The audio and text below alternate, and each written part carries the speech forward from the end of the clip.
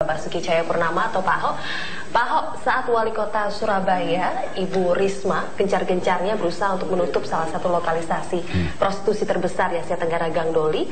Kok Pak Ahok malah menyatakan bahwa prostitusi itu sebaiknya dilokalisasi? Ya, itu saya maksud begini, kalau bisa tentu tidak ada prostitusi di dunia ini. Tapi fakta dari zaman Nabi sampai sekarang kan ada. Dengan adanya penyebaran HIV/AIDS yang begitu menakutkan, dan dengan kemunafikan kita saat ini, ketika lokalisasi kita tutup, yang terjadi kan penyebaran yang luar biasa, terjadi PSK, dan kita tidak bisa mengendalikan.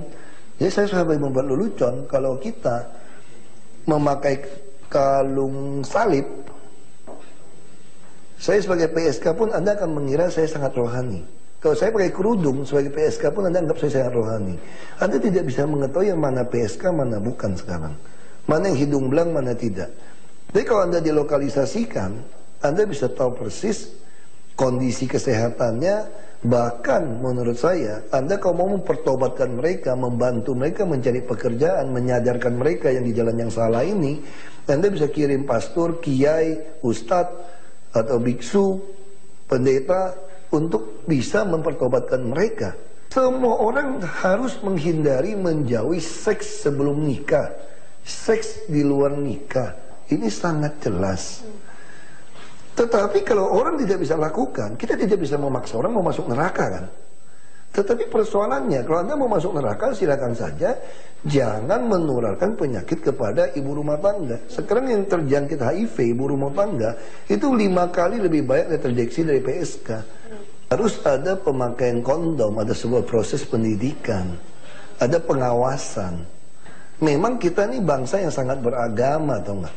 Kita tuh malu mengakui ada prostitusi gitu loh. Sama seperti kita mengatakan di sumpah jabatan tidak boleh terima apapun juga, tidak boleh korupsi.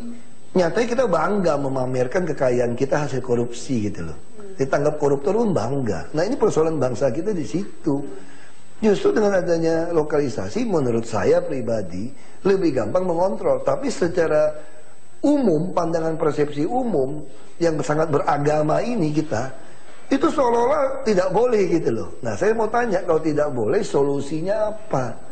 Untuk mengetahui siapa yang PSK, siapa yang bukan. Tapi apakah dengan prostitusi dilokalisasi itu juga merupakan solusi, Pak? Sebetulnya kan akar permasalahan dari prostitusi ini adalah kemiskinan. Betul. Tapi bukan soal kemiskinan juga, soal keserakahan juga. Kalau Anda seorang wanita yang biasa hidup mewah, Anda dapat gaji 1-2 juta, Anda tidak tahan hidup susah, mungkin Anda juga bisa menjadi seorang PSK untuk mendapatkan high class. Apakah di hotel-hotel yang besar, di apartemen yang besar, tidak ada prostitusi high class?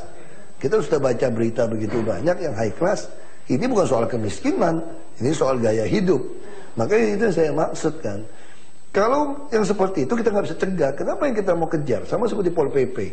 Waktu saya baru masuk mau lakukan razia besar-besaran mengejar PSK di jalan-jalan di Kemayoran. Lagi musim hujan Desember. Saya katakan tidak boleh. Kenapa? Karena PSK tidak laku, tua-tua hanya sekedar cari sesuap nasi buat bayar sewa, Anda kejar-kejar, kalau kecemplung ke sungai mati gimana? Nah itu yang saya maksud. Nah Anda mau membantu orang-orang yang seperti itu untuk sekedar hidup nafkah ini dengan cara apa? Tentu kita akan membuat perumahan-perumahan gitu loh. Nah yang di pinggir-pinggiran, warung-warung gelap, di pinggir-pinggiran di luar Jakarta, apakah tidak ada terjadi? Semua tahu. Tapi ada backup, ada pengamanan dari oknum-oknum tertentu kan. Apakah lebih munafik gitu loh. Maksud saya kalau mau konsisten saja.